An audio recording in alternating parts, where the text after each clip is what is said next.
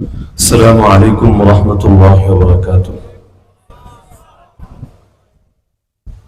ডান দিকের ভাইয়েরা পেছনের দিকে চলে যাই। ডান দিকে যে ভাইয়েরা দাঁড়িয়ে আছেন কষ্ট করে পেছনের দিকে চলে যান। আলহামদুলিল্লাহ আলহামদুলিল্লাহি ওয়াহদাহু ওয়া কাফা وسلام على عباده الذين اصطفى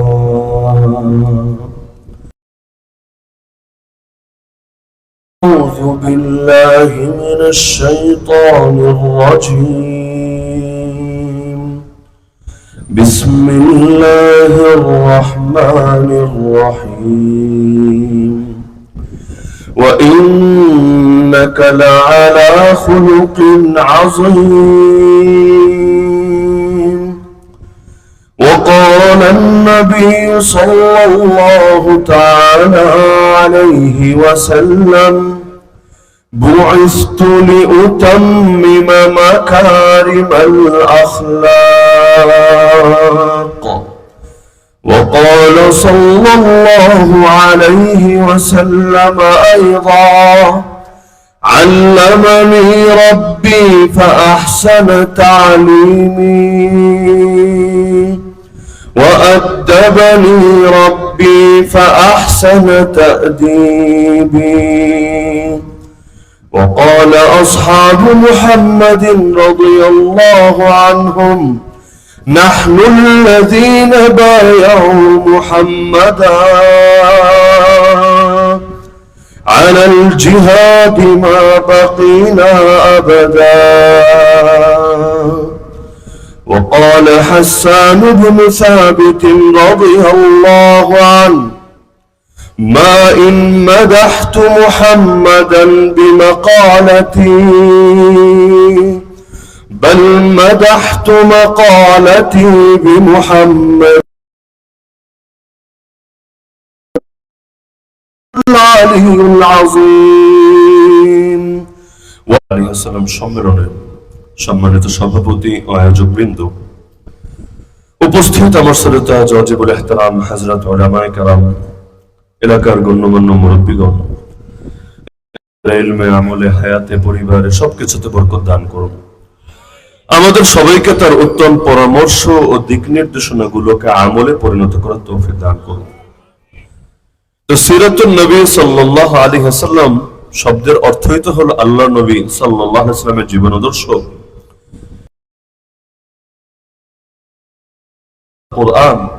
কোরআন যা ছিল আল্লাহ নবীর জীবনাদর্শ হুবহু তাই ছিল। আম্মাজান আয়েশা রাদিয়াল্লাহু আনহাকে এসে একজন জিজ্ঞাসা করেছিল, আম্মাজান বলেন না আমার নবীর জীবন আল্লাহর নবীর সিরাতের উপর সবচাইতে নির্ভরযোগ্য, সবচাইতে তাৎপর্যপূর্ণ, সবচাইতে শ্রেষ্ঠ, সবচাইতে অথেন্টিক কিতাবের নামই কোরআন মাজিদ। কোরআনের মধ্যে যা পাওয়া যাবে তাত্ত্বিক ভাবে, কোরআনের মধ্যে যে থিওরি গুলো পাওয়া যাবে লিখিত আকারে, এই সবগুলোর প্র্যাকটিস, সবগুলোর প্র্যাকটিক্যাল নমুনাই পাওয়া যাবে মুহাম্মদুর রাসূলুল্লাহ সাল্লাল্লাহু আলাইহি ওয়াসাল্লামের নবুয়তি। কারণ কোরআন এমন কোন কিতাব না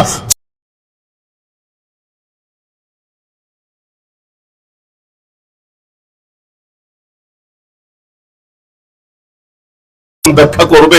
এটা দেশপ্রেম আর উন্নয়নের মতো কোন ডায়লগ না যে যার যেভাবে মনে চায় খালি উন্নয়ন উন্নয়ন উন্নয়ন উন্নয়ন, সকাল সন্ধ্যা 1000 বার করে তসবিহ জপলেই তার জন্য সব আকাম কুকাম বৈধ হয়ে যাবে।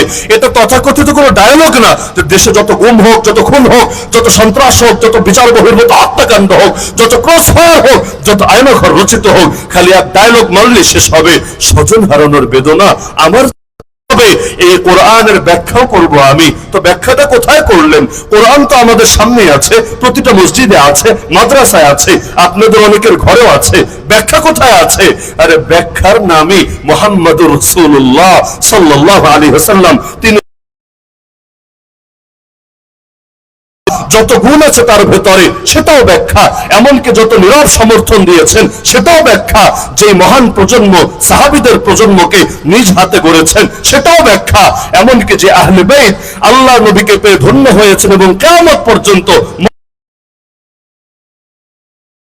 মুসলমানকে রক্ত পাঠিয়েছেন, এজন্য তিনি কোরআনকে ব্যাখ্যা করবেন। বিবরণ, আরে কোন নামাজ কয় রাকাত, যত ডিটেইল আলোচনা, এগুলো বান্দা পাবে কোথায়? নবী বলেন সাল্লু কামা রাআইতুমুনি উসাল্লি। উম্মত পেরেশানির কোনো কারণ নাই, আমাকে দেখো আমি যেভাবে সালাতের বিধানের উপর আমল করি, তোমরাও হুবহু একই আমল করো।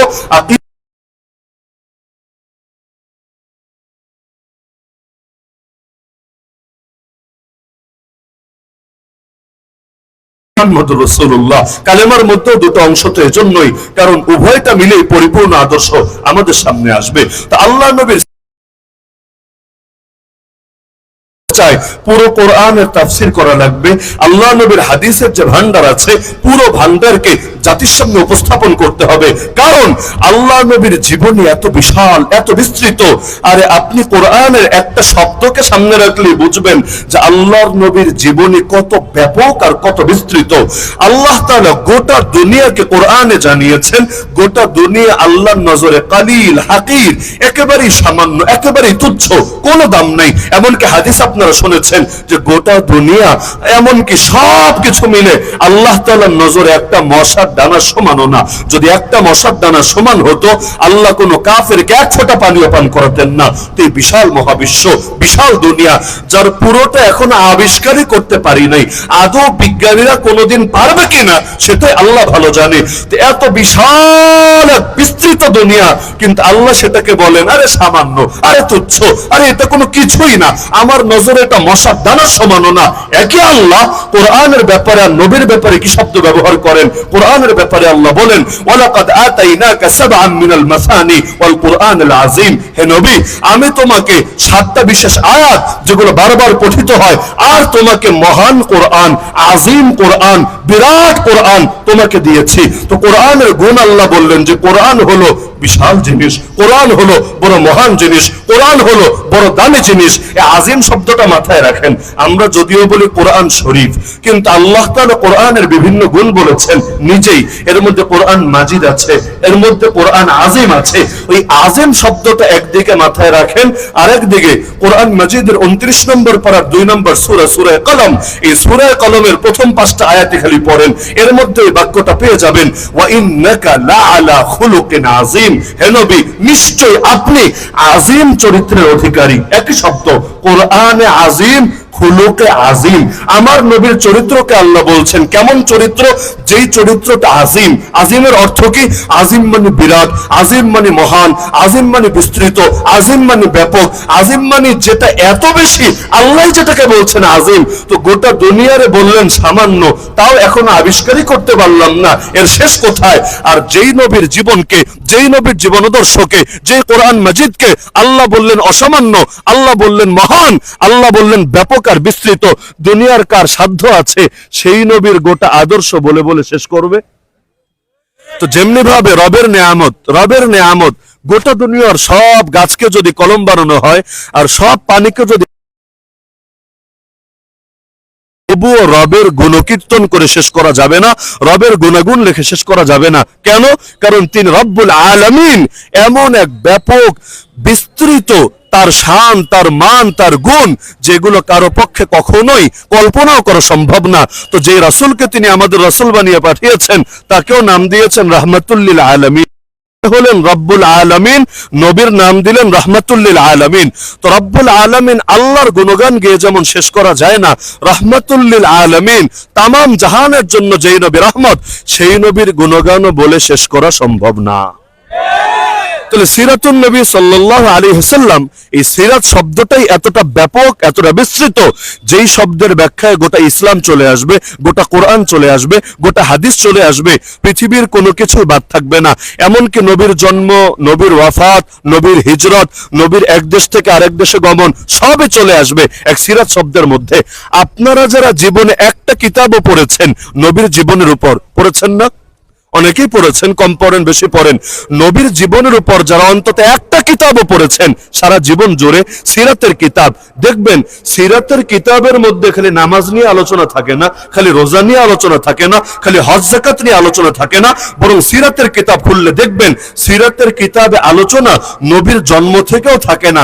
নবীর জন্মের আগেই আল্লাহর নবীর কি কি মুআজিজা প্রকাশ হয়েছে, নবী আসে নাই অগ্রিম কি কি মুআজিজা এসেছে। যেমন আব্রাহার হস্তি বাহিনী ধ্বংস হওয়া ইত্যাদি ইত্যাদি, এগুলো থেকে আলোচনা শুরু হয়। তার মানে সিরাত মাহফিল অর্থ কি? সিরাত মাহফিল হলো যেখানে আল্লাহর নবীর সঙ্গে সম্পর্কিত সবকিছু নিয়ে আলোচনা করা হবে।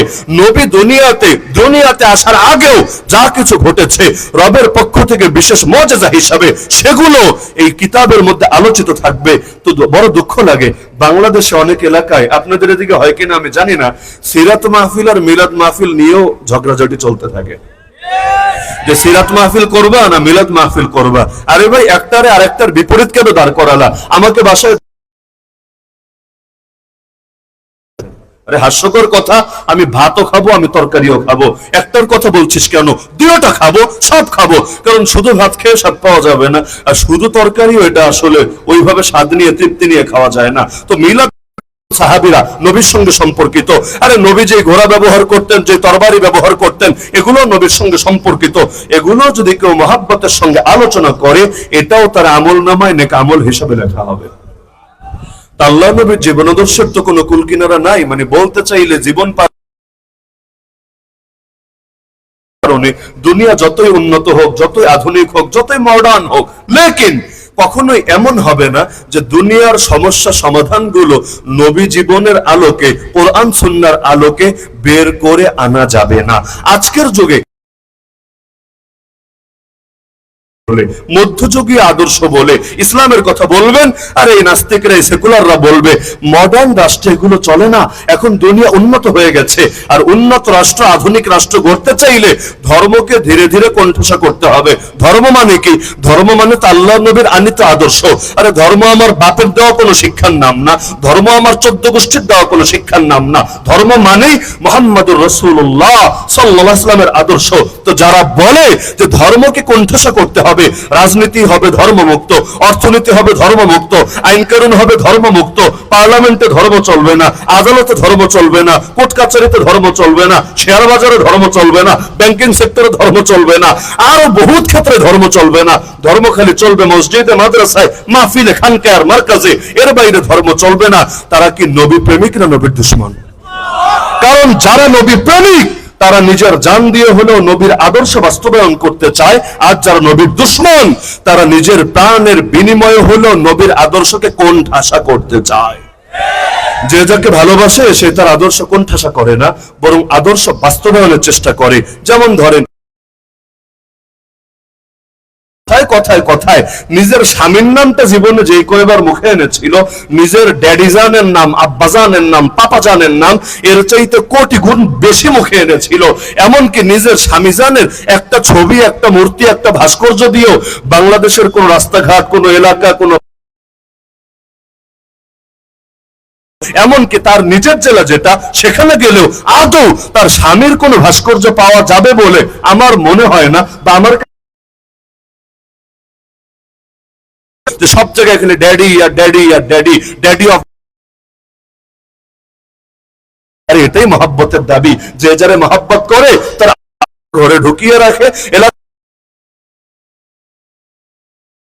মানে জীবনটা রক্ষা পাবে কিনা সেটাই তো চিন্তার বিষয় হয়ে দাঁড়ায়। হ্যাঁ, নবীকে গালি দিলে চেতনায় লাগে না কেন? কারণ নবীর নাম বেঁচে তো আর রাজনীতি করে না। ড্যাডিজানি তাদের চেতনা, ড্যাডিজানি তাদের প্রেরণা, তাকে হাইলাইট করার চেষ্টা করে, ফোকাসে আনার চেষ্টা করে, আর সকলের হৃদয়ে তার চেষ্টা করে যে ভালোবাসবে। জন্য রাষ্ট্রের কোটি কোটি টাকা খরচ করা হবে, তার ভাষণ রাস্তাঘাটে কেউ শুনুক বা না শুনুক, মাইক লাগিয়ে লাগিয়ে সারাদিন বাজাতে থাকবে।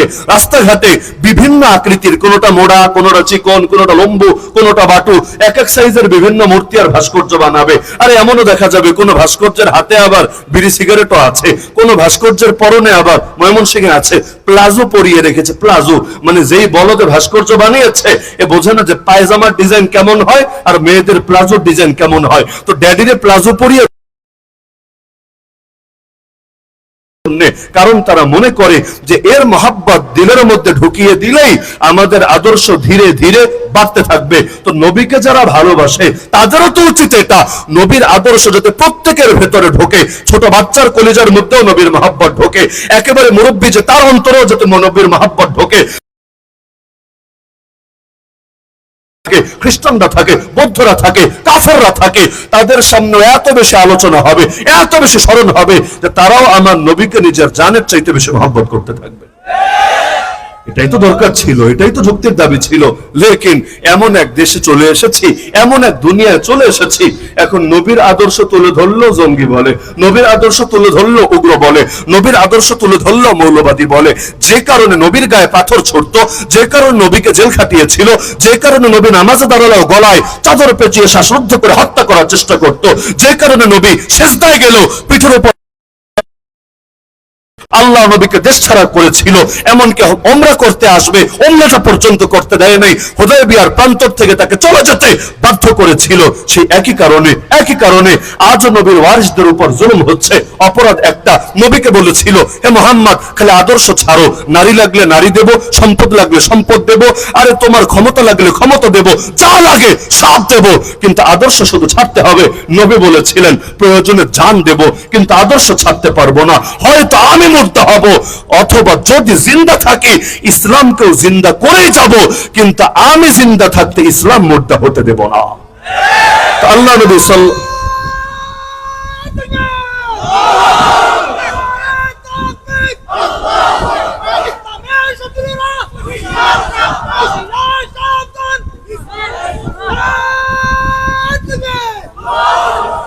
এজন্য আল্লাহ নবী সাল্লাল্লাহু আলাইহি ওয়াসাল্লামকে মাইনাস করে মুসলিম সমাজ, মুসলিম পরিবার, মুসলিম ব্যক্তি কখনোই কল্পনা করা যায় না।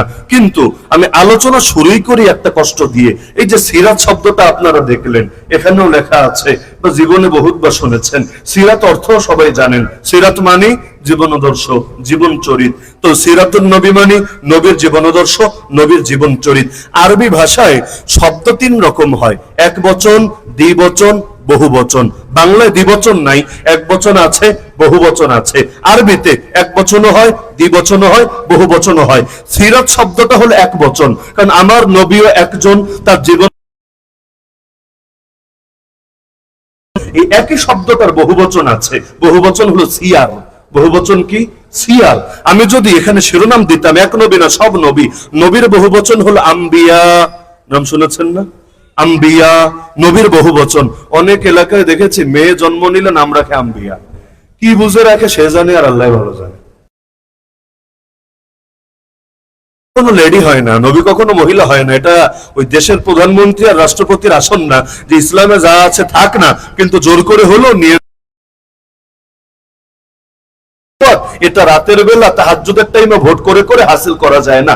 নবুয়ত এটা এলাকার গুন্ডা পান্ডারে লেলিয়ে দিয়ে জোর করে আদায় করা যায় না। নবুয়ত যুগে কখনোই কোন নারীকে নবুয়ত দেন নাই। এতে যদি সব নারী শাহবাগে গিয়ে আজকে আন্দোলনে নামে, কিচ্ছু করার নাই, আল্লাহ দেন।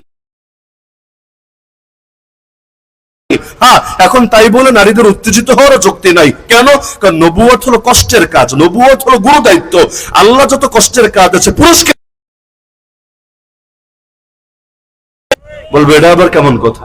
এটা তো বৈষম্য হয়ে গেল, কষ্ট করবে না তাও সওয়াব পাবে। হ্যাঁ, আল্লাহ তাআলা তাদের উপর দয়া করেছেন, মায়া করেছেন, অনুগ্রহ করেছেন, কষ্ট দিবেন না, কিন্তু আল্লাহ সমান প্রতিদান ঠিকই দিয়ে দিবেন। যেমন আমার নবী, সর্বযুগের সবচাইতে বেশি কষ্ট তাকে দেওয়া হয়েছে।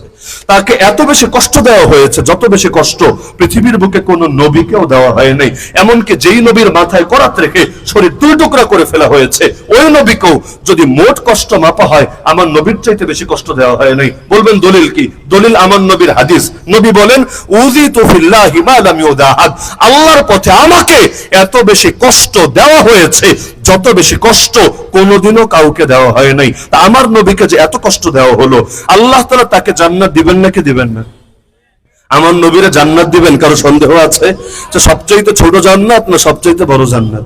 নবীর চাইতে বড় বাদ দেন, নবীর সমান স্তরের জান্নাত কেউ কোনোদিন পাবে?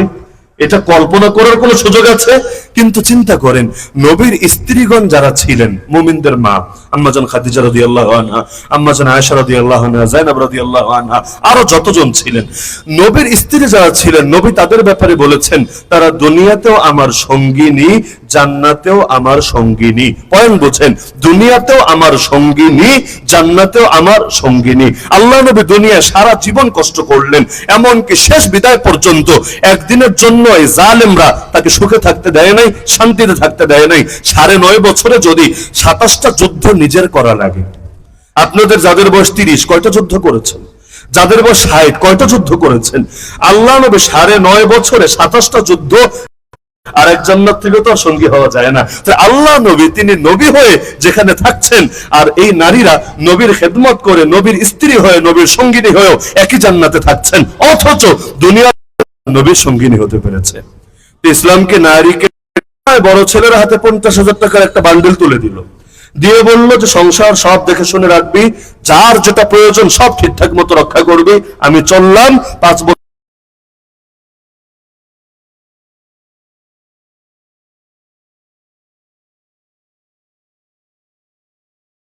ওই বাচ্চার হাতে 2,000 টাকা ধরিয়ে দিল, মাত্র 2,000 টাকা দিয়ে বলল, বাবা আমিও বিদেশ চলে যাচ্ছি, আগামী 5 বছর পর তোমার সাথে দেখা হবে।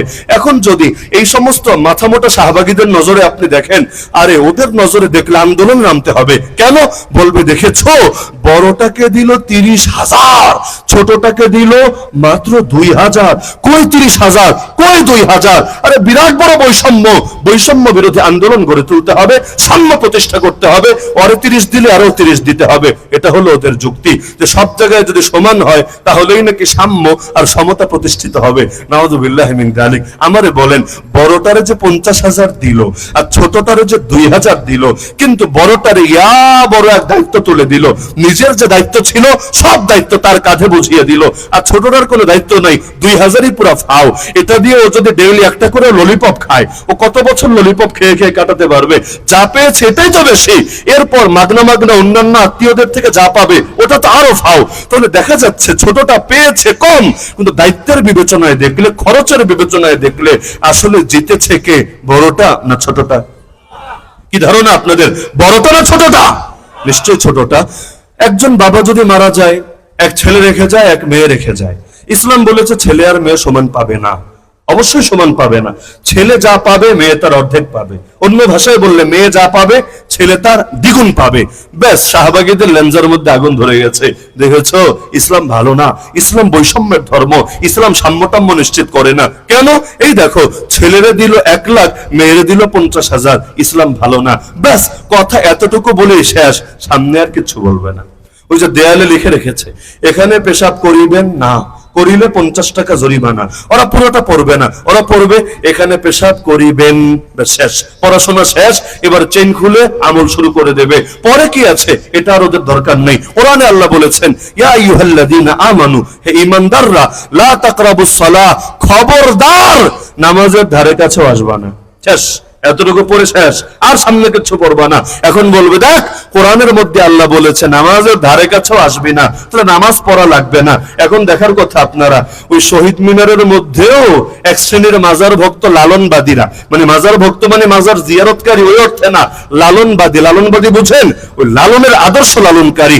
এরা এখন অনুষ্ঠান করে শহীদ মিনারে গিয়ে গান বাজনা করে, যখন নামাজের বিরতি দেয়, বেটা মনে চাইলে নামাজে গিয়ে শরীক হ, কাপড় যদি পাক না থাকে তাহলে প্রয়োজনে ছাত্রদের কাছে কাপড় চা, কেউ তোর এতটুকু দয়া করবে, অন্তত গিয়ে নামাজটা পড়ার সুযোগ করে দিবে। কিন্তু নামাজে তো যাবে না, যাবেই না, কাপড় পবিত্র চেষ্টা করবে না, ওই শহীদ মিনারে বসে কি কি আজে বাজে জিনিস খুলে খুলে মিডিয়ার সামনে খেতে শুরু করবে।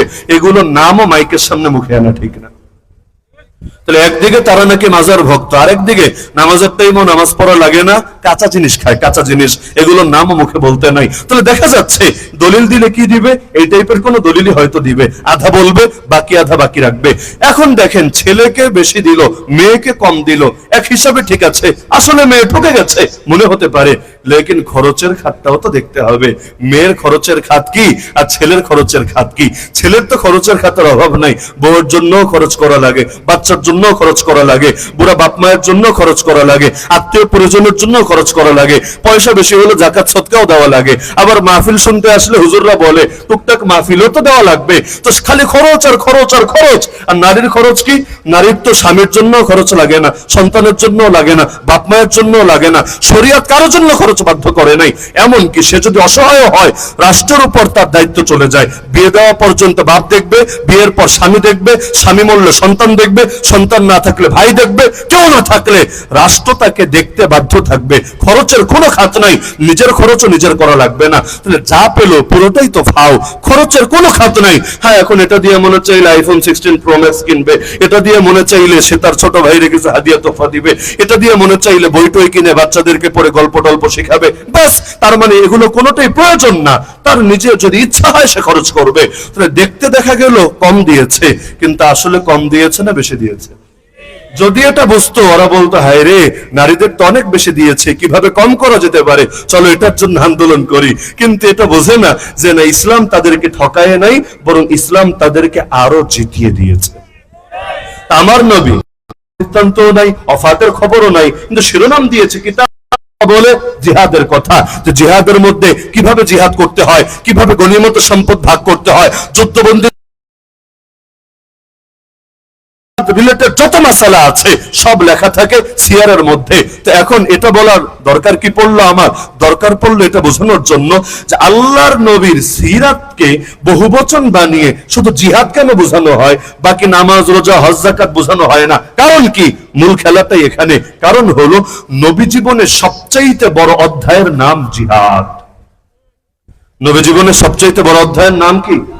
কোরআন মাজিদের মধ্যে শুধু 82, 100 না, শুধু 82টা। আর জিহাদ নিয়ে আয়াত আছে। এমনকি যদি বিভিন্ন ঘটনাগুলোকে আর সঙ্গে আচ্ছা, অপরাধটা কি? অপরাধটা কি? পৃথিবীর মধ্যে ফৌজদারি আইনে অথবা দেওয়ানি আইনে কোন অপরাধটা দেখাতে পারবে আমাদের সামনে?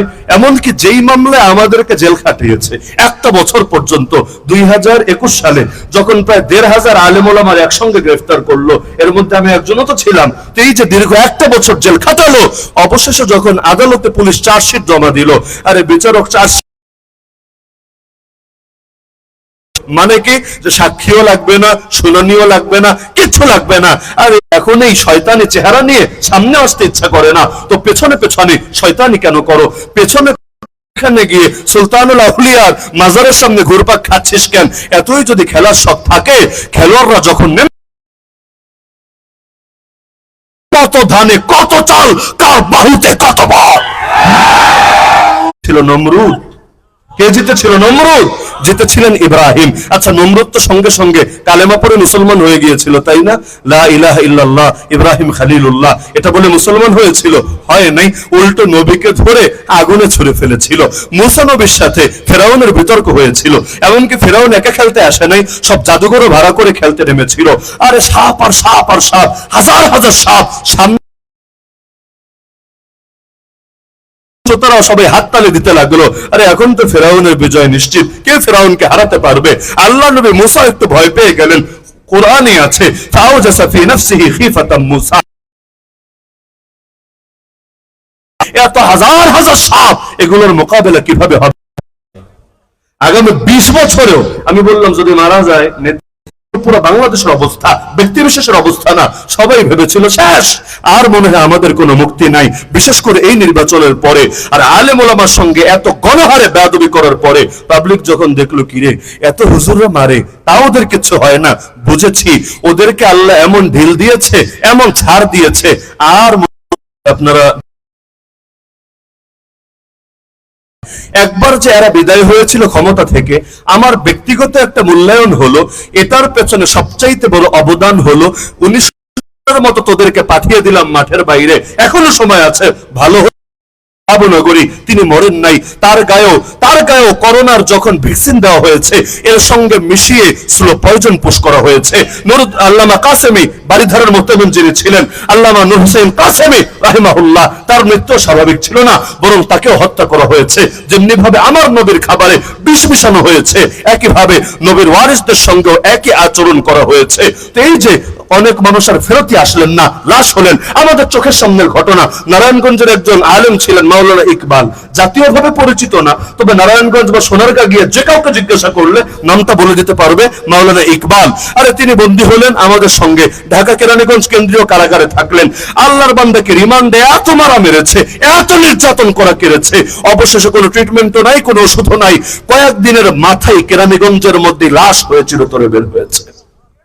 এমনকি শুধু একজন দুজনের ক্ষেত্রে না, যারা মামলা দেখেছে, এই যে জসিমউদ্দিন রহমানী সাহেব এখন বাইরে, ওনার ভাই ওনার মামলাটা দেখতো, ভাই আপন ভাই, কিন্তু ভাই কেন মামলা দেখে, এজন্য নিয়ে এমন নির্যাতন করেছে, যখন তাকে রিমান্ড শেষে জেলে পাঠিয়েছে, বসতেও পারতো না ঠিক মতো, আরে তার পেছন থেকে রক্ত পড়তে থাকতো, রক্ত, অবশেষে সেখানেই জেলের ভেতরেই মৃত্যুর কোলে ঢলে পড়েছে।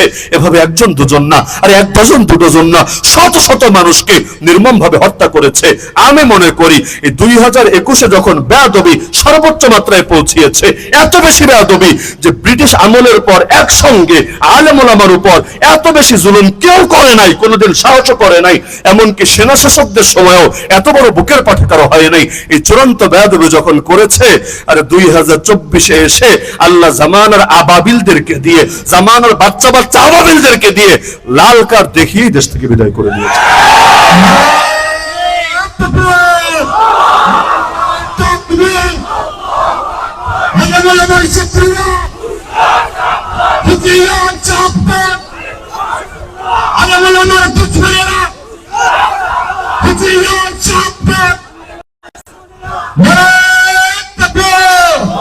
সুতরাং আল্লাহ নবী সাল্লাল্লাহু আলাইহি ওয়াসাল্লামের জীবনের কোন একটা অংশকে ছোট করে, তুচ্ছ করে, হেয় করে দেখার সুযোগ আছে।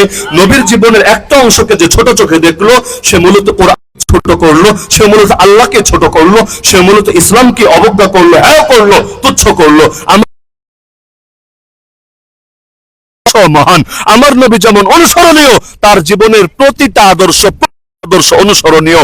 আরে কাফের মুশরিকরা ভালো বলুক আর মন্দ বলুক, তারা পক্ষে থাকুক আর তারা বিপক্ষে থাকুক, যারাই নবীকে ভালোবাসে তারা আল্লাহ নবীর প্রতিটা আমানতি জান দিয়ে হলেও রক্ষা করার চেষ্টা করে। এই কোরআন নবীর পৌঁছানো আমানত, এই দিন নবীর দেওয়া আমানত। আল্লাহ নবী সাল্লাল্লাহু আলাইহি ওয়াসাল্লাম বিদায় হজের ময়দানে দাঁড়িয়ে শুক্রবার দিন আসরের নামাজের পরে অবশ্যই আপনি রিসালাতের বার্তা সম্পূর্ণ পৌঁছে দিয়েছেন, আপনার কাছে রব যে আমানত দিয়েছেন, আমানত পুরোপুরি আদায় করেছেন। অন্ধকারের পর্দাকে চিরতরে উন্মোচিত করে দিয়েছেন। আমার নবীর মুখে হাসি ফুটে উঠলো। আমার নবী সঙ্গে সঙ্গে আসমানের দিকে তাকিয়ে আল্লাহকে বলে উঠলেন, আল্লাহুম্মা ফাশহাদ, আল্লাহুম্মা ফাশহাদ, আল্লাহুম্মা ফাশহাদ। হে আল্লাহ, সুতরাং আপনি সাক্ষী থাকুন, আপনি সাক্ষী থাকুন, আপনি সাক্ষী থাকুন। আপনার বান্দারাও বলেছে আমি নাকি কিছুই গোপন করি নাই, সব পৌঁছে দিয়েছি। তো মানুষ আর কি বলেছে? আল্লাহ নিজে এবার আয়াত নাজিল করে দিলেন কোরআন মাজিদের 6 নম্বর পারা সূরাতুল মাইদার 3 নম্বর আয়াত, আল ইয়াউমা আকমালতু লাকুম দীনাকুম ওয়া আতমামতু আলাইকুম নি'মাতি ওয়া রাদিতু লাকুমুল ইসলাম দীনা। আজ আমি তোমাদের জন্য তোমাদের দিনকে পরিপূর্ণ করে দিলাম, তোমাদের উপর আমার নিয়ামতকে পূর্ণতা দিলাম এবং ইসলামকে তোমাদের একমাত্র জীবনাদর্শ, জীবন ব্যবস্থা হিসাবে মনোনীত করে দিলাম। আমার নবী যে আদর্শ পৌঁছিয়েছেন সেটা পূর্ণাঙ্গ না অপূর্ণাঙ্গ? যদি পূর্ণাঙ্গ হয় কিছু বাড়ানো লাগবে না, যদি পূর্ণাঙ্গ হয় কোনো কিছু কম করাও এখানে উচিত হবে না। তো নবী যে ইসলাম আমাদেরকে দিয়েছেন তাতে নামাজ রোজা আছে কিনা, তাতে হজ যাকাত আছে কিনা, তাতে ইলম জিকির দাওয়াত আছে কিনা, আরে তার মধ্যে জিহাদ আর খেলাফত আছে কিনা, তার মধ্যে দিন কায়েমের কথা আছে কিনা, তার মধ্যে মাজলুম উম্মতের জন্য নিজের জান ফিদা করার কথা আছে কিনা? যদি থাকে তা আল্লাহ নবীর জীবনের এক অংশ ধরবেন আর এক অংশ পুরো গুম করে দিবেন। এই অধিকার আপনাকে কে দিয়েছে? নামাজের কথা শুনলে ভালো লাগে, জিহাদের কথা শুনলে গায়ের মধ্যে, লেঞ্জার মধ্যে আগুন জ্বলে ওঠে। বুঝতে হবে আপনি এখনো নবীর আশিক হতে পারেন নাই, আপনার নাম এখন আবু জাহালের আশিকের খাতায় লেখা আছে। কারণ প্রকৃত আশিক যদি হয় নবীর প্রতিটা আদর্শ, প্রতিটা আমানতকেই জানের বিনিময় হলো রক্ষা করবে। আরে নবীর চাদর যদি আপনি হাতে পেয়ে যান কোনোদিন, যেই চাদর আল্লাহ নবী গায়ে দিতেন, নবীর দাড়ি মোবারক তুরস্কের জাদুঘরে আজও সংরক্ষিত আছে, আপনি যদি হাতে পেয়ে যান কতটা যত্নে আপনি আগলে রাখবেন। এমনকি নিজে মরার আগেও নিজের বাচ্চাকে অথবা বড় কোনো আলেমকে আপনি এটা উপহার হিসেবে দিয়ে যাবেন। প্রতিটা মানুষ, দারুল উলুম দেওবন্দের সফরে যে গেলাম আমি মাস দেড়েক আগে, সেখানে গিয়ে দেখলাম দারুল উলুম দেওবন্দের অফিস কক্ষের মধ্যে একটা জিনিস সবুজ রুমাল দিয়ে ঢাকা আছে। রুমালটা উঠালাম, উপরে লেখা আছে সেখানে ব্যবহার করতেন, সেই রুমালের একটা অংশ নবীর জুব্বার একটা অংশ কেটে সেটা দিয়ে রুমাল তৈরি করে তৎকালীন ওসমানী খলিফা দারুল উলুম দেওবন্দ উপহার হিসেবে পাঠিয়েছিল। কেন? খেলাফত আন্দোলনের সময় এই হিন্দুস্তান থেকে তাদের পক্ষে জোর আওয়াজ উঠেছিল এবং এক সময় তুরস্ক যখন ক্রাইসিসে পড়ে গিয়েছিল, এই দারুল উলুম দেওবন্দের অধীনে বিপুল পরিমাণ অর্থ কালেকশন করে হাদিয়া হিসাবে তাদেরকে পাঠানো হয়েছিল। এতে খুশি হয়ে খলিফা আল্লাহ নবীর জুব্বা থেকে একটা কাপড়ের অংশ নিয়ে সেটা দিয়ে একটা 4 কোণা বিশিষ্ট রুমাল তৈরি করে দারুল উলুম দেওবন্দে হাদিয়া পাঠিয়েছিলেন। আজও যদি দারুল উলুম দেওবন্দে যাওয়ার তৌফিক হয়, পুরনো গেটটা দিয়ে ঢুকবেন, হাতের ডান পাশে 2 তলায় অফিস পড়বে, অফিসে যাবেন, অফিসে ঢুকলেই দেখবেন সবুজ কাপড় দিয়ে একটা জিনিস ঢাকা আছে, কাপড়টা উঠাবেন, ইতিহাসও লেখা আছে, আর সেই পবিত্র সেই বরকতময় রুমালটা আপনার নজরে ভেসে উঠবে। তো নবীর একটা রুমাল, নবীর একটা দাড়ি, নবীর একটা চুল, নবীর একটা জামা কেউ যদি পায়, জানের বিনিময় হলেও সেটা রক্ষা করবে। আরে নবীর এক সাহাবী ছিলেন জাবের রাদিয়াল্লাহু আনহু, আল্লাহ নবী তার থেকে একটা উট কিনে নিয়েছিলেন। তারপর নবী বললেন তোমাকে দাম নিতে হবে, তিনি রাজি ছিলেন না, তো জোরাজোরি করে নবী তাকে পয়সা দিয়ে দিলেন। ওই পয়সাগুলো তিনি এত যত্ন করে হেফাজত করেছিলেন, পরবর্তীতে যখন ওই ইয়াজিদের পাঠানো বাহিনী হাররার প্রান্তরে মুসলমানদেরকে হত্যা করে তাদেরকে পরাজিত করে মদিনার মধ্যে ব্যাপক গুম আর খুন চালালো, ওই সময়ও এক জালেম এসে তার কাছ থেকে পয়সাগুলো নিয়ে যেতে চাইলো। জাবের বললেন আমার সব নিয়ে যাও, আমাকে প্রয়োজনে কোরবান করে দাও, লেকিন আমি জিন্দা থাকতে নবীর এই স্মৃতি কিছুতেই হাতছাড়া করব না, এই বরকত আমি তোমাদের হাতে কিছুতেই তুলে দেব না। আল্লাহ নবীর এক একটা স্মৃতি যদি এভাবে মানুষ হেফাজত করে মহব্বতের খাতিরে, তো যেই ইসলাম নবী দিলেন, যেই কোরআন নবী দিলেন, সেটা ছেড়ে দেবেন কোন যুক্তিতে? জিহাদের কথা বললে কারো কাছে যদি জঙ্গিবাদ মনে হয়, কারণ কিছু মানুষের কানে সমস্যা, আপনি বলবেন একটা, ওরা শুনবে আর একটা। আপনি বলবেন কোরআনের জিহাদ, ও কানে শুনবে হলো আমেরিকার জঙ্গিবাদ। আছে নাকি নাই? আছে নাকি নাই? এই পাগলদের জ্বালায় কথাও বলা যায় না। আলেমরা কথা বলতে আসলে একবার বলবে আসমানের উপরেরটা বলেন, আরেকবার বলবে মাটির নিচেরটা বলেন। আরে ভাই, আসমানের উপরেরটাও বলা দরকার আছে, কারণ 2 দিন পর আমাদেরকে ওখানে যেতে হবে। মাটির নিচেরটাও বলা দরকার আছে, কারণ মাঝখানেরটা কি তোর বাপে বলবে, মাঝখানেরটা কার জন্য ছেড়ে দেবে? মুসলমানকে তো সবই বলতে হবে। তো জিহাদ যদি ওদের চোখে জঙ্গিবাদ হয়, জিহাদের কথা বলা লাগবে না। দিন কায়েম যদি ওদের চোখে উগ্রবাদ হয়, দিন কায়েমের কথা বলা লাগবে না। সবই বলতে হবে, কারণ আমার নবীর নামই মুহাম্মদ, আর মুহাম্মদ অর্থই হলো মান ইজতামাআত ফীহিল খিসালুল মাহমুদাতু কুল্লুহা, প্রশংসা করার উপযুক্ত যত গুণ আছে সবগুলো গুণ যার একার ভেতরে থাকে, আরে তাকেই আরবিতে মুহাম্মদ বলে। মুহাম্মদ তো নামের মধ্যেই তো সব আছে, যে তিনি এমন এক ব্যক্তিত্ব, জাহেরি গুণ বাতিনি গুণ কোন একটাও কমতে নাই। তার প্রতিটা অঙ্গ প্রত্যঙ্গ থেকে শুরু করে তার আখলাক, তার শান, তার মান, সবই এমন, কোনো বাড়াবাড়িও নাই, কোনো ছাড়াছাড়িও নাই, বরং সম্পূর্ণ 100 থেকে 100 যেমন দরকার তেমনই আছে। তো নবী যদি আমাদেরকে জিহাদ দিয়ে যান, সেই জিহাদকে ছেড়ে দেব আমরা কাফেরদের গালির ভয়ে? আমরা তো বলবো তোদের চোখে যদি জিহাদ জঙ্গিবাদ হয়, আরে আমরা জঙ্গিবাদী গালি খেতে রাজি, কিন্তু কোরআনের আয়াত ছাড়তে রাজি না। তোদের চোখে খেলাফত যদি মৌলবাদ হয়, আমরা মৌলবাদী গালি খেতে রাজি, কিন্তু আল্লাহ নবীর খেলাফত ছাড়তে রাজি না। তোদের চোখে ইকামতে দ্বীন যদি উগ্রবাদ হয়, আমরা উগ্রবাদী গালি খেতে রাজি, কিন্তু ইকামতে দ্বীনের ফরজ বিধান ছাড়তে রাজি না। আরে তোদের চোখে শাহাদাত যদি পাগলামি হয়, উন্মাদনা মনে হয়, আমরা তোদের কাছ থেকে পাগল গালি, উন্মাদ গালি খেতে রাজি, কিন্তু আল্লাহ দ্বীনের একটা বিধানও ছাড়তে রাজি না।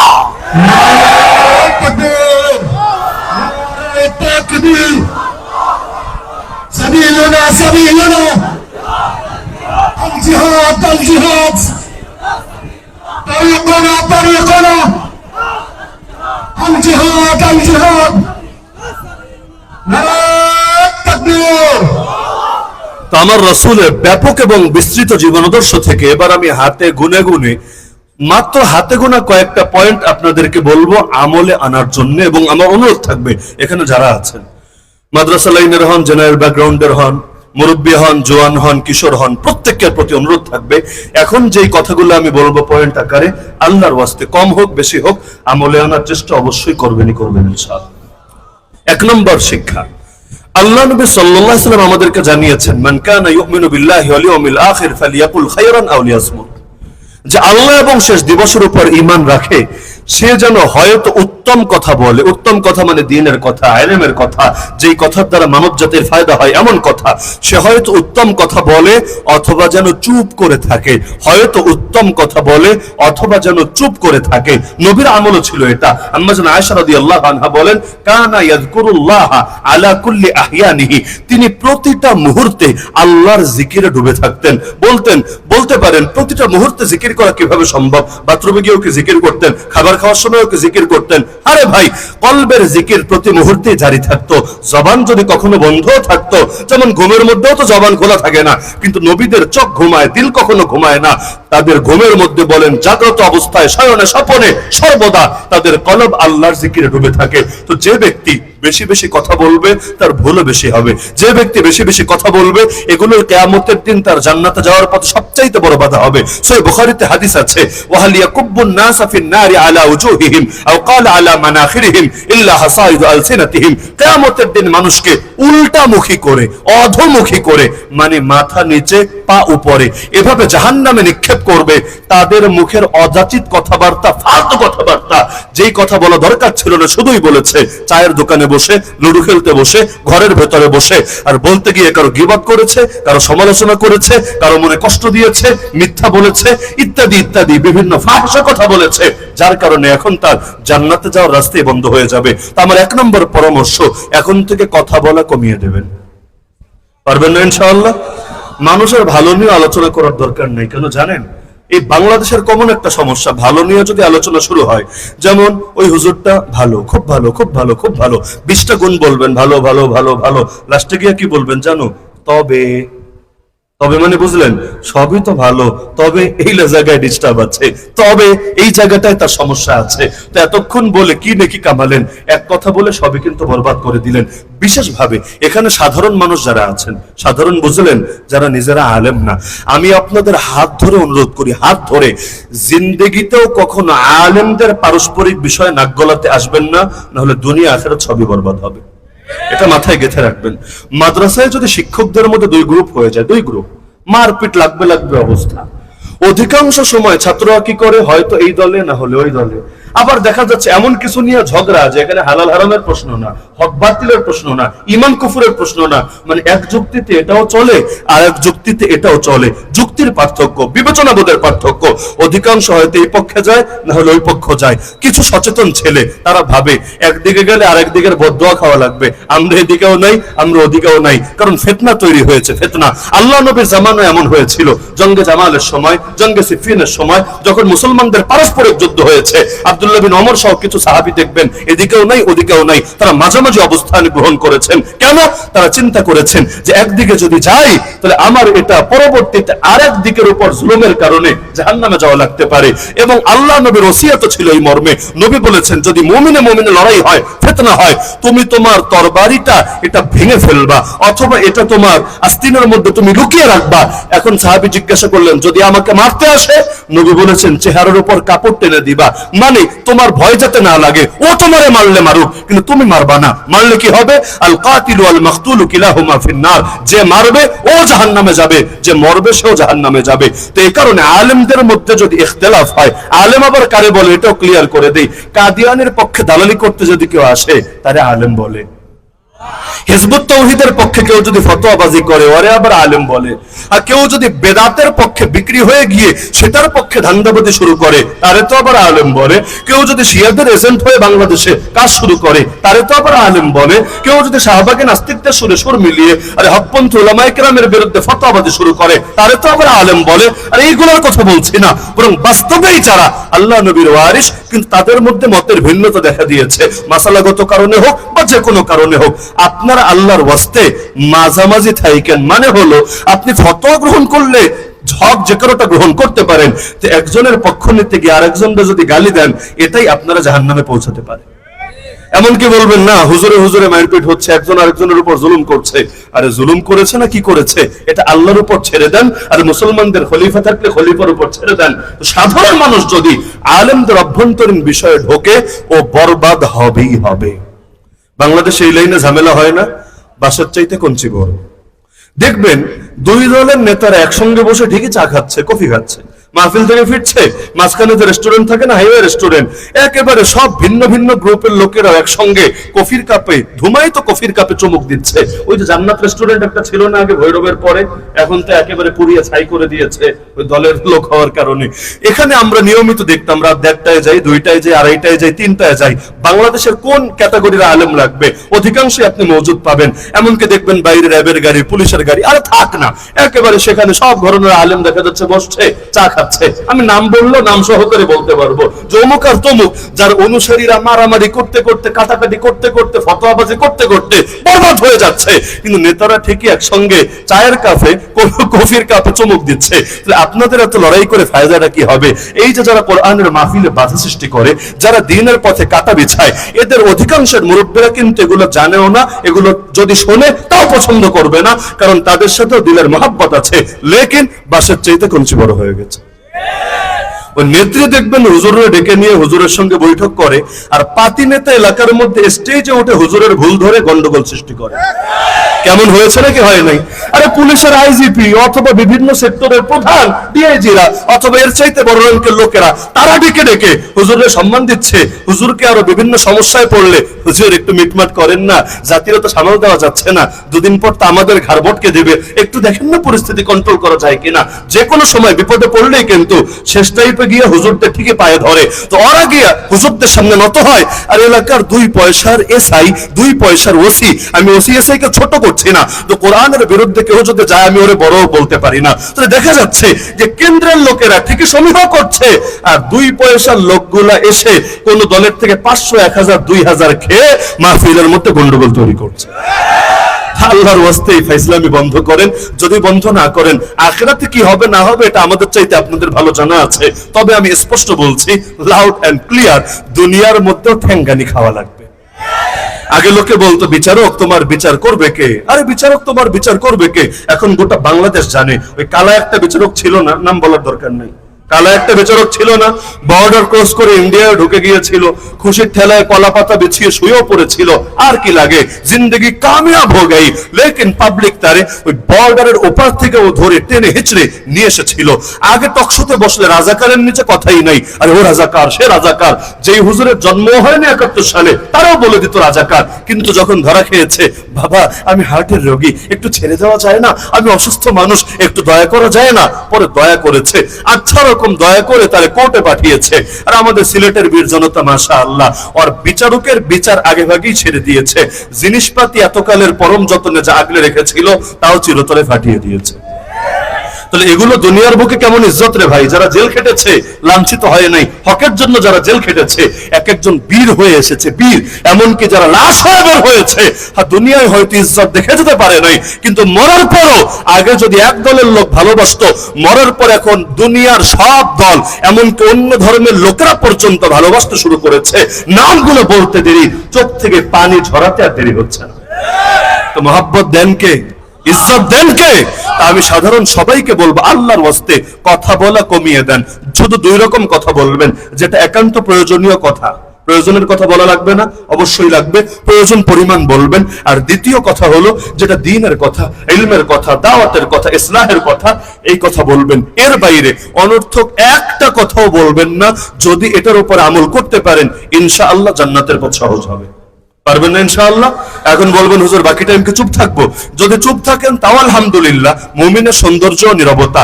যারা বেশি বেশি চুপ থাকে আল্লাহ তাদের জ্ঞান বাড়িয়ে দেন, প্রজ্ঞা বাড়িয়ে দেন। দেখবেন কথা কম বলে, কিন্তু এক একটা এত দামি কথা, এত সম্মানী কথা যদি স্বর্ণাক্ষরে লিখে রাখা হয় তবুও এটার যথাযথ মর্যাদা দেওয়া হবে না।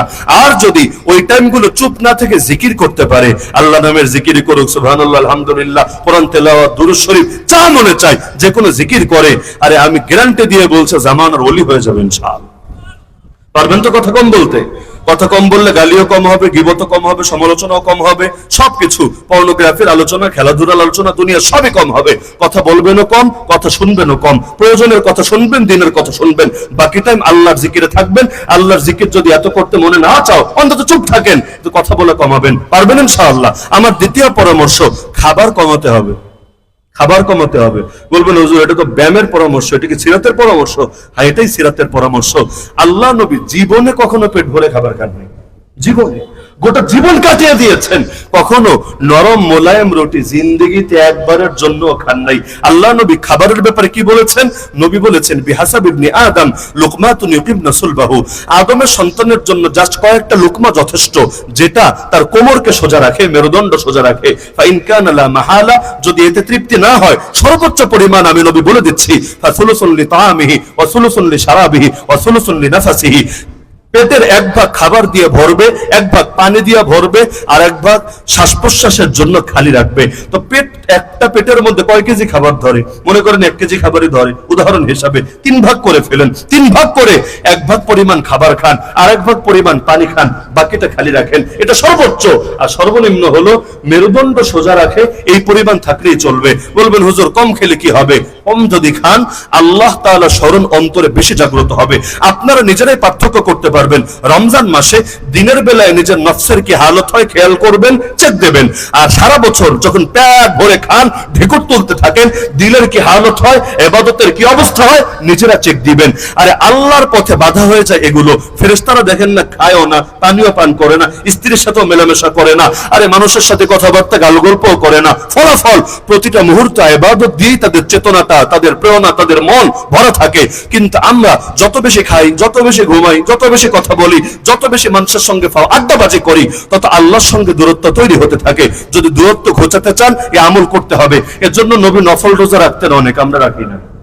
নবীর আশিক দিয়ে দেশ ভরা, আশিক দিয়ে দেশ ভরা, নফল রোজা রাখতে রাজি না। ওই রমজানে খেলে রোজা রাখে, আর সর্বোচ্চ আশুরায় রাখে, আর সর্বোচ্চ ওই শাবান মাস আসলে একটা দিন রাখে, আর সারা বছর রোজার কোনো খবর নেই।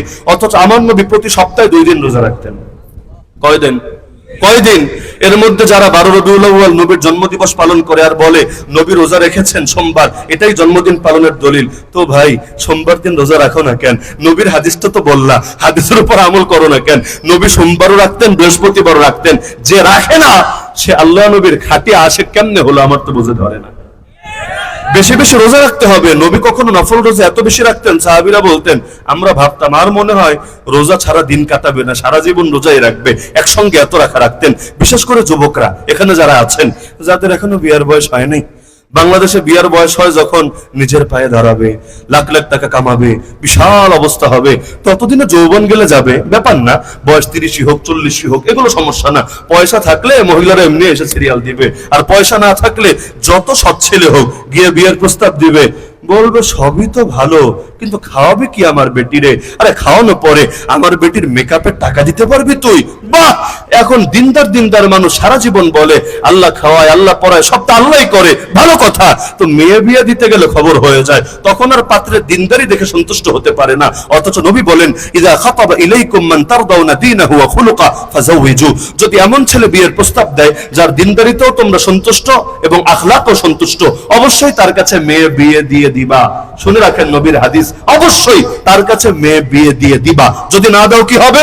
নবী বলেছেন ফাইল্লাম তাফআলু, যদি না দাও তাকুন ফিতনাতুন ফিল আরদি ওয়া ফাসাদুন কাবীর, পৃথিবীতে ব্যাপক ফিতনা এবং বিশাল বিশৃঙ্খলা ছড়িয়ে যাবে, যেটা আজকের পৃথিবীতে ছড়িয়ে গিয়েছে। আমার নবী ফাতেমা রাদিয়াল্লাহু আনহাকে যখন আলী রাদিয়াল্লাহু আনহুর কাছে বিয়ে দিয়েছেন, আলী রাদিয়াল্লাহু আনহু তখন তো বিসিএস ক্যাডার ছিলেন, তাই না? তখন তো প্রশাসনিক নেতা অবশ্যই ছিলেন, না হলে রাজনৈতিক নেতা তো অবশ্যই ছিলেন। আরে কিছুই তো না, কোনো ব্যবসায়ীও না, কোনো চাকরিজীবীও না, আর কোনো অ্যাসেট আছে, নগদ ক্যাশ আছে, কিছুই তো না। আল্লাহ নবী তার দিনদারি দেখে তাকে দিয়ে দিলেন মেয়ে তার হাতে তুলে। এমনকি সংসার শুরু করবেন কি দিয়ে, তাও তো নাই। নবী উল্টা হাদিয়া দিলেন যে এগুলো রাখো, এগুলো দিয়ে আপাতত সংসারটা শুরু করো। তা আল্লাহ নবীর আদর্শ ছিল এটা। তা আমরা কোন আদর্শের পেছনে ছুটে বেড়ালাম? এজন্য খাবার দাবার কমাতে হবে, চাহিদা কমাতে হবে। আরে চাহিদা যত কমবে ইনশাআল্লাহ সুম্মা ইনশাআল্লাহ রবের শুকরিয়া তত বাড়বে। এই কথাটা মাথায় গেঁথে রাখেন, কেউ যদি ভাবে 1 লাখ টাকা হলে ভালো হয়ে যাব, 1 কোটি টাকা হলে ভালো হব, আর $1 ট্রিলিয়ন হলে ভালো হব, লিখে রাখেন, ও কোনোদিনও ভালো হতে পারবে না। কারণ নবী বলেছেন, আদমের সন্তানের পেট কবরের মাটি ছাড়া কোনো কিছু ভরতে পারে না। লা ইয়ামলাউ জাওফা ইবনি আদম ইল্লা তুরাব। এক পাহাড় হলে আরেক পাহাড় চাই, এক বাড়ি হলে আরেক বাড়ি চাই, এক গাড়ি হলে আরেক গাড়ি চাই, এক বউ হলে আরেক বউ চাই। সব সময় চাওয়া আর চাওয়া আর চাওয়া, তাহলে চলতেই থাকে। এই চাওয়া চাওয়াই আর পূরণ হয় না। সুতরাং চাওয়া দিয়ে হবে না, বরং অল্প তুষ্টি অর্জন করতে হবে। তো খাবারের লাইনে নবীর আদর্শ গ্রহণ করতে পারবেন না?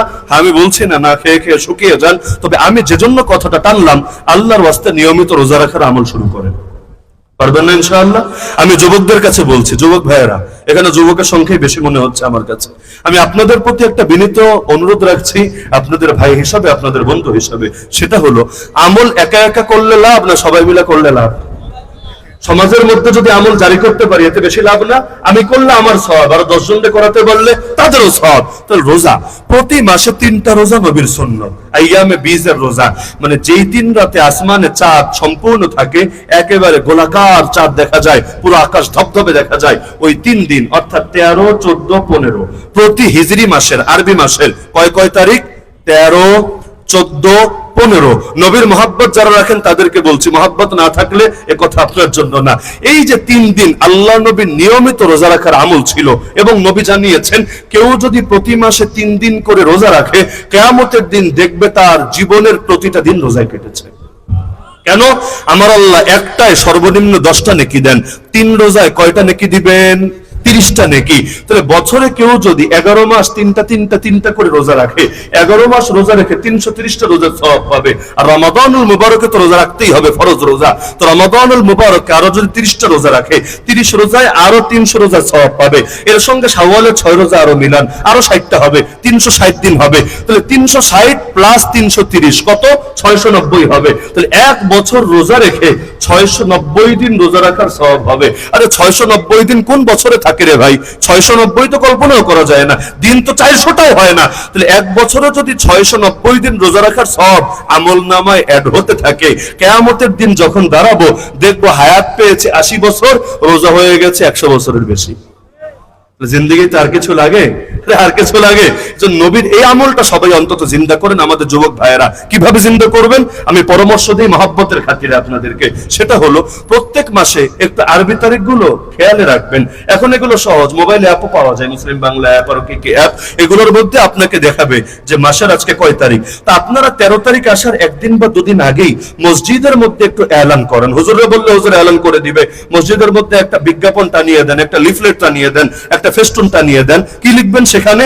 এই যে 3 দিন রোজা রাখলে যে গোটা জীবন রোজা রাখার সওয়াব পাওয়া যায়, হাদিসটা লিখে দিবেন। আর নিচে এই মাসে কোন 3 দিন, কোন 3 দিন এই মাসে আইয়ামে বীজের দিন বা মাসিক রোজার দিন, এই 3 দিন লিখবেন। সাহরির টাইম, ইফতারের টাইম, সাহরির টাইম, ইফতারের টাইম, সাহরির টাইম, ইফতারের টাইম। প্রতিদিন স্মরণ করিয়ে দিবেন। মসজিদ থেকেও নামাজের সময় একটা এলান করিয়ে দিবেন যে আগামী দিন রোজা হবে, এই কয়টার মধ্যে আপনারা সাহরি খেয়ে শেষ করবেন। ব্যাস হয়ে গেল। সন্ধ্যায় যখন ইফতারের সময় আসবে, বাংলাদেশে মাগরিবে মুসল্লি সবচাইতে বেশি হয় জুমার পরে। আমি যতটুকু জানি জুমার পর মাগরিবে মুসল্লি সবচাইতে বেশি থাকে। আপনারা যুবকরা ঘরে ইফতার না করে ইফতার করবেন মসজিদে এসে। তাও একা একা বিচ্ছিন্ন ভাবে না যে লুকিয়ে লুকিয়ে পকেট থেকে বের করে খাবো, আমার খাবারে কাউকে ভাগ দেবো না, এভাবে না। আপনারা একসঙ্গে কয়েকজন মিলে, যুবকদের ঐক্য তো থাকেই, একসঙ্গে কয়েকজন মিলে একটা বড় প্লেট নিয়ে বসবেন। বুট থাক আর চিরা থাক আর যা থাকে তা থাক, মানে খুব আহামরি আইটেম হোক আর নিজের সামর্থ্য দিয়ে সর্বনিম্ন আইটেমটাই হোক, একসাথে বসবেন। খেজুর থাকবে, শরবত থাকবে, কলা থাকবে। এরপর যেই কয়জন মানুষ রোজা রেখেছেন, মনে করেন 10 জন বা 20 জন, আপনাদের আইটেম তো থাকবেই, একটু পরিমাণে বাড়িয়ে নেবেন। ধরেন মুড়িটা বানানোর সময় অথবা খিচুড়িটা বানানোর সময়, আকনি বানানোর সময় একটু বাড়িয়ে নেবেন, যাতে করে আরো 10 জন 20 জনকে শরীক করা যায়। এবার আপনারা টার্গেট করবেন কিছু মানুষকে, যে কাদের শিকার করা যেতে পারে শিকার। ওই শিকার গুলোকে ধীরে ধীরে বলবেন, ভাই বসো না একসাথে ইফতার করি। কি রে দোস্ত, বস আজকে একসাথে ইফতার করি। ইফতারে কি মজা, এই মজা কে বেটা 5 স্টার হোটেলে গেলেও পাবি, খায়া দেখ না। এখন সে বলবে আরে দোস্ত আমি রোজা রাখি নাই, আমি কিসের ইফতার করব? আপনি বলবেন রোজা রাখিস নাই সেটা আলাদা বিষয়, কিন্তু ইফতার খাওয়া যাবে না এ কথা কই লেখা আছে? ইফতার খাওয়ার সঙ্গে তো রোজা রাখার কোনো বাধ্যবাধকতা নাই। আরে বস বেটা, খা, বরকত পাওয়া যাবে। এখন বসবে তো বসে চিন্তা করবে আরে রে সবাই রোজাদার, আমি একা পুরাই দেখি বেহুদা বেরোজাদার, কিন্তু বেরোজাদার হয়েও খাচ্ছি, ঠিক আছে খেলাম। দ্বিতীয় আরেকদিন জোর করে বসাবেন, তৃতীয় আরেকদিন বসাবেন, ও চিন্তা করবে আরে পাবলিক তো নাসরবান্ধা ছাড়ে না, তো যেহেতু আমারে বসাই আমিও রোজা রেখে দেই না। এবার ও রোজা রাখবে, আর ওর দেখে দেখে আরো 5 জন রাখবে। এবার শিকারের মাত্রা আরো বাড়াবেন, আরো 10টাকে টার্গেট করবেন, আরো 20 জনকে টার্গেট করবেন। এভাবে হতে হতে হতে ইনশাআল্লাহ দেখবেন এক সময় ব্যাপক আমল জারি হয়েছে। এলাকার প্রতিটা বালেগ পুরুষ, না বালেগ দরকার নেই, প্রতিটা বালেগ পুরুষ মাসিক রোজা রাখার আমল শুরু করে দিয়েছে। পারবেন না ইনশাআল্লাহ? এই আমলটা করলে কি হবে? বিশেষ করে জোয়ানদের জন্য। আর এই ইসলামী দার্শনিকরা বলে গিয়েছেন যে প্রতি মাসে এই 3 দিন যখন চাঁদ পরিপূর্ণ হয়, ওই চাঁদ আর নক্ষত্রের সঙ্গে সম্পর্কিত হয়ে মানুষের ভেতরে তার শাহওয়াত, তার চাহিদা, তার উত্তেজনা, তার কুপ্রবৃত্তি সবচাইতে টপে থাকে, সবচাইতে টপে। এই 3 দিন যদি রোজা রেখে নিজের চাহিদা দমাতে পারে, কারণ নবী বিয়ের বিকল্প বলেছেন রোজা, সহিহ হাদিসে আছে যারা বিয়ে করতে পারে না তারা যাতে রোজা রাখে। তো মাসিক যদি এই 3 দিন রোজা রাখে ইনশাআল্লাহ যুবকরা নিজেদের নফসকে গুনাহ থেকে বাঁচাতে পারবে, নিজেদের চাহিদাকে কন্ট্রোল করতে পারবে, শয়তানের বিষাক্ত তীরের শিকার হওয়া থেকে নিজের ঈমান আমলকে হেফাজত করতে পারবে। পারবেন তো ইনশাআল্লাহ? পারবেন তো ইনশাআল্লাহ? আল্লাহ নবী সাল্লাল্লাহু আলাইহি ওয়াসাল্লামের আর দুটো পরামর্শ দিয়ে আলোচনা ইতি টানছি। আল্লাহ নবী সাল্লাল্লাহু আলাইহি ওয়াসাল্লাম তিনি জানিয়েছেন যে একজন মুমিন যদি আরেকজনকে হেদায়েতের পথে আনতে পারে তাহলে সে অসংখ্য অগণিত লাল উটের মালিক হওয়ার চাইতে তার জন্য উত্তম হবে। লা ইয়াহদি আল্লাহু বিকা রাজুলান খায়রুম মিন আন ইয়াকুনা লাকা হুমরুন নাম। আপনারা এখানে যারা আছেন ধৈর্য হারার দরকার নেই, 2 মিনিটের মধ্যে শেষ করে দিচ্ছি। নাকি বেশি কষ্ট হচ্ছে আপনাদের? এগুলো না বলে 2-4টা গল্প বললে কি বেশি ভালো লাগতো আপনাদের? এখানে আপনারা যারা আছেন আল্লাহ তো আপনাদের টুকটাক দিনের বুঝ অবশ্যই দিয়েছেন বলেই তো এত গরমের ভেতর এখানে বসে আছেন। কিন্তু সমাজে সবার ভেতরে কি দিনের বুঝ আছে? সমাজে অসংখ্য মানুষ কি এখনো বেনামাজি না? অসংখ্য নারী কি এখনো বেপরদার ভেতরে থাকে না? আচ্ছা আমাদের কি উচিত না এই মানুষগুলোকে রক্ষা করা? কারণ এই মানুষগুলো আজকে আগুনে পড়ে গেলে আমি সবার আগে ছুটে যাব, পানিতে ডুবে গেলে আমি ত্রাণ নিয়ে তার দুয়ারে হাজির হব, আর যদি তাকে ফ্যাসিস্টরা মারতে আসে আমি প্রয়োজনে মানব ঢাল হয়ে তার সামনে দাঁড়িয়ে যাব।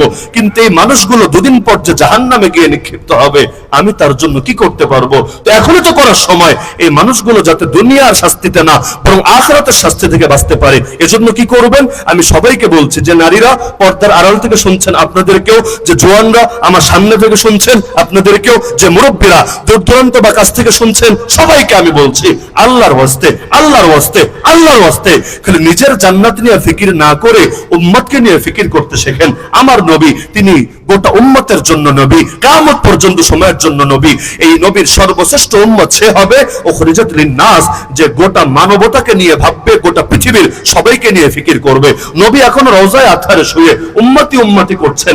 আপনি যদি আল্লাহ নবীর উম্মতকে নিয়ে ফিকির করতে না পারেন কিসের আশিক রাসূল হবেন আপনি? সুতরাং এই এলাকার প্রতিটা মানুষকে পরিবর্তন করা দরকার নাকি দরকার না? কিভাবে করবেন? একটা ছুমন্ত্র ছু দিয়ে দিলে সবাই পরিবর্তন হয়ে যাবে? একটা তাবিজ লিখে গলায় ঝুলিয়ে দিলে পরিবর্তন হয়ে যাবে? একটা ট্যাবলেট খাইয়ে দিলে পরিবর্তন হয়ে যাবে? এত সহজে পরিবর্তন হয় না।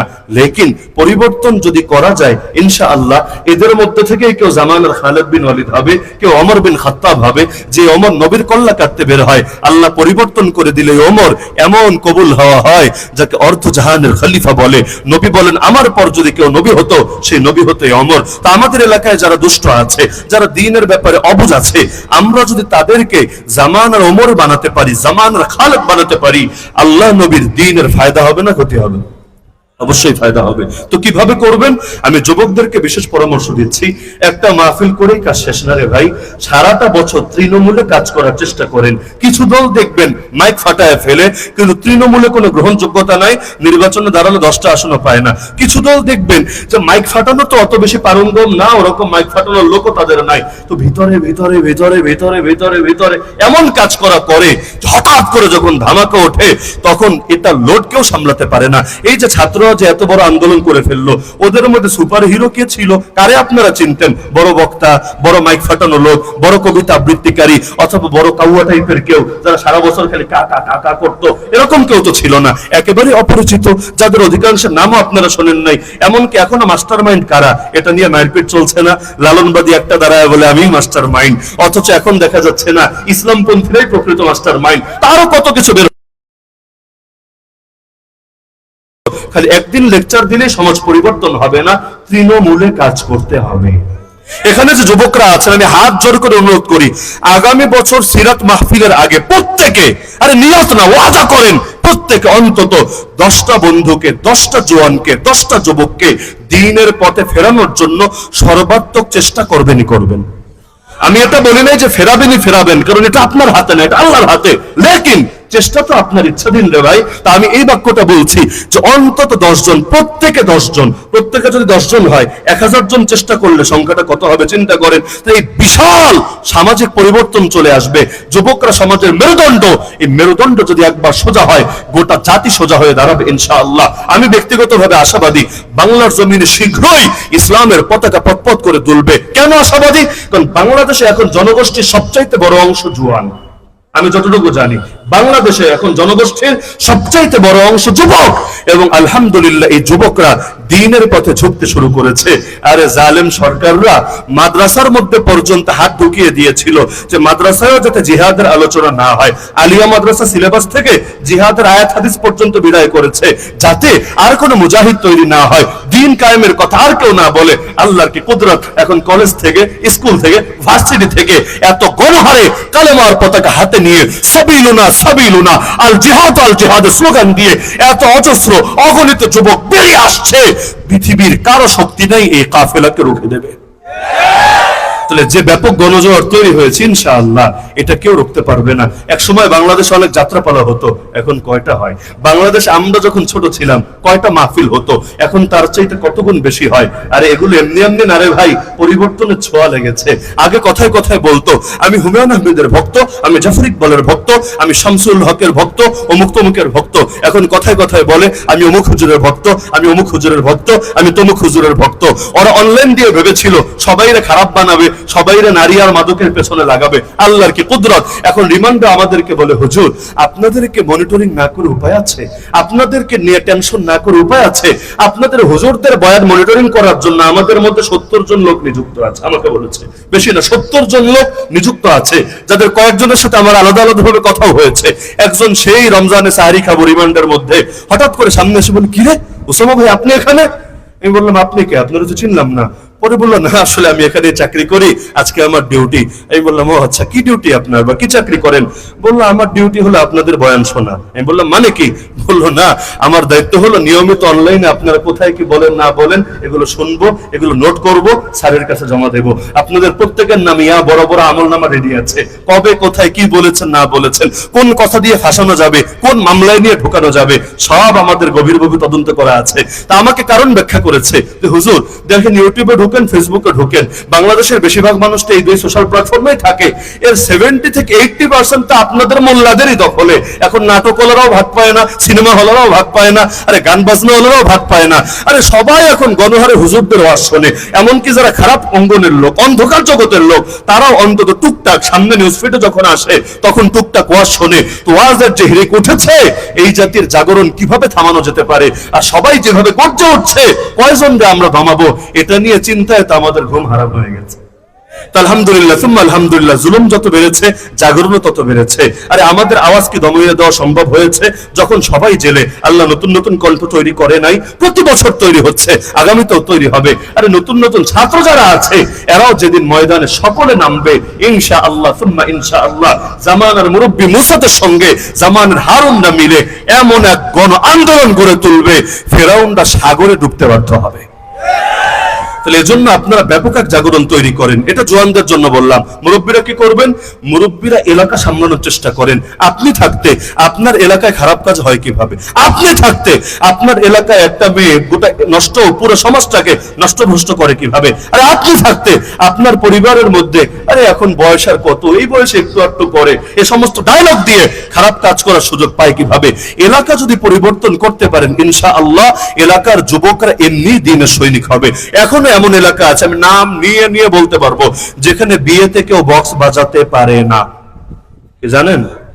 এগুলো এই আপনাদের মুন্সিবাজারে কল্পনা করতে পারবেন কিনা আমি জানি না, আমি নাম নিয়ে নিয়ে বলতে পারবো। এমন এমন গ্রাম বাংলাদেশে আছে, নাম বলছি না এই কারণে পরে মিডিয়া গিয়ে আবার ওদের 14 গোষ্ঠী উদ্ধার করবে, নাম বললে ঝামেলা। লেকিন আমার কাছে সবগুলো তথ্য প্রমাণ আছে যে এমন গ্রামও আছে বিয়েতে পর্যন্ত কেউ বক্স বাজাবে, কল্পনা করা যায় না।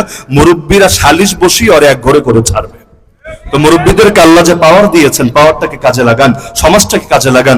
আপনারা থাকতে এলাকায় ভাস্কর্য মূর্তি কিভাবে হয়? আপনারা থাকতে এলাকায় জোয়ার আসর কিভাবে হয়? আপনারা থাকতে এলাকার মধ্যে বেদাতি কর্মকাণ্ড কিভাবে হয়? আপনারা এলাকায় থাকতে মাজারের মধ্যে গাঞ্জা সেবন কিভাবে হয়? আরে মুরব্বীরা যদি একসঙ্গে ডাক দেয়, জোয়ানরা জান দিতেও রেডি আছে।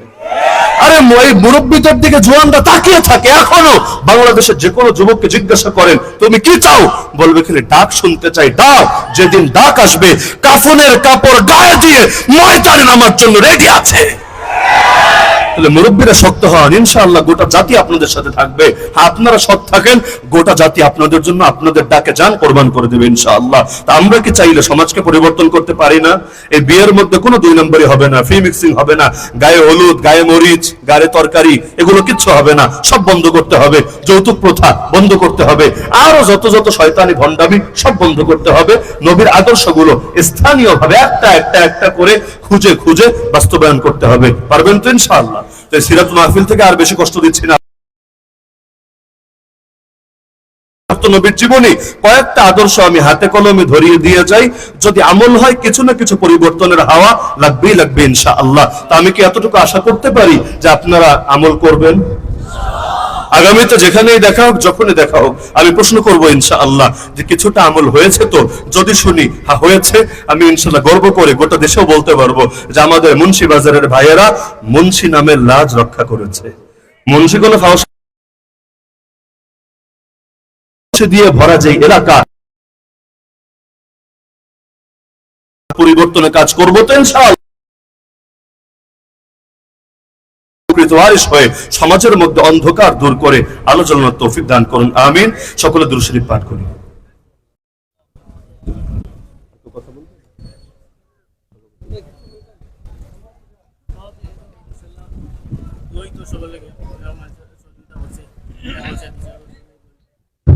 সবাই বসে মোনাজাত হবে ইনশাআল্লাহ, মধ্য দিয়ে মাহফিলের সমাপ্তি ঘোষণা করা হবে। الحمد لله رب العالمين، والصلاة والسلام على سيد المرسلين وعلى آله وأصحابه أجمعين. يا رب العالمين، يا أرحم الراحمين، يا أحكم الحاكمين، يا الله